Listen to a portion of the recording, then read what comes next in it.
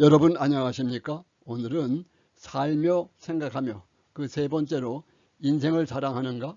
그렇다면 분노하지 말라. 분노는 모두를 파멸로 몰고 간다. 이러한 주제를 가지고 말씀을 드리도록 하겠습니다. 인간이 일생을 살아가면서 분노하지 않고 살아간다는 것은 참으로 어려운 일입니다. 세상을 살다 보면 아무 잘못이 없는데 누군가와 다투게 되고 결과 또한 억울하게 되는 경우가 많습니다.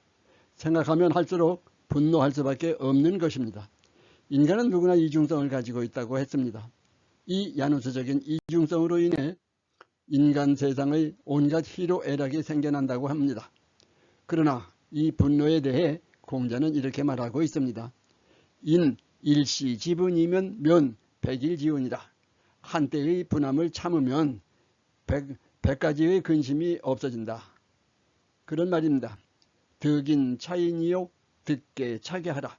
참고 또 참을 것이며 경계하고 또 경계하라. 불인 불계면 소사성대이니라. 즉 참지 않고 경계하지도 않으면 작은 일이 크게 발전이 된다. 이상은 명심보감 개성편에 나오는 말입니다. 인간이 살다 보면 생각지도 않았던 일로 분노를 느끼게 하는 일이 발생하곤 합니다. 그럴 때 어떻게 대처하느냐에 따라서 운명이 달라진다는 것입니다. 우택생 분노는 개인이 불통이라. 어리석고 변변치 못한 사람이 화내는 것은 모두 그 근본 이치를 알지 못하기 때문이다. 휴첨심상화하고 지작이 변풍하라. 마음에 불길을 더하지 말고 다만 귓전을 스치는 바람결인 듯 여겨라. 장단은 가가유요 염량은 처처동이라. 장점과 단점은 어느 집에나 있는 것이고 따뜻함과 싸늘함은 어느 곳이나 같다. 시비 무상실하여 구경총성공이니라. 옳고 그름이란 본래 그 실상이 없어 마침내는 모두가 다 부질없는 것이 되고 마느니라.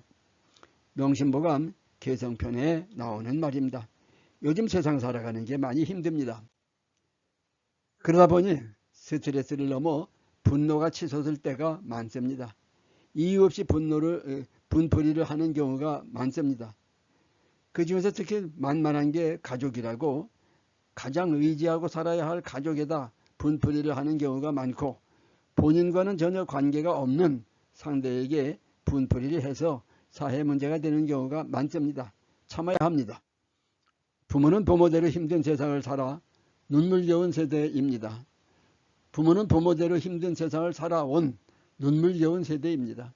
일이 잘 안 풀린다고 부모를 원망하고 앙심을 품어서는 안 됩니다. 또 자식은 자식들 나름대로 무언가 잘 안 풀려서 그러니 서로 참아줘야 합니다. 또 자신과는 아무 관련도 없는 사람한테 피해를 주는 것도 있어서는 안 됩니다. 세르반테스가 말한 대로 인간이 태어난 자체가 죄라고 하니 어쩌겠습니까? 모든 것은 언어에서 시작됩니다. 탈무드에는 이런 말이 나옵니다. 인생을 참되게 사는 비결은 자기의 혀를 신중하게 사용하는 것이요 라고 했습니다. 화살은 심장을 관통하지만 악한 말은 영혼을 관통한다라고 했습니다. 사랑스럽고 따뜻한 말은 분노를 일으킬 이유가 없습니다. 어차피 인간은 불공평한 것입니다. 세상이 나를 위해 존재하는 게 아닌 이상 내가 세상에 맞춰서 살아야 합니다. 세상이 자신의 마음대로 안 풀린다고 세상을 원망하고 금수저 집안에서 태어나지 못했다고 부모를 원망하고 이놈의 사회가 문제라고 사회를 원망하고 그러다 보면 머리는 온통 분노로 꽉 찰 수밖에 없습니다.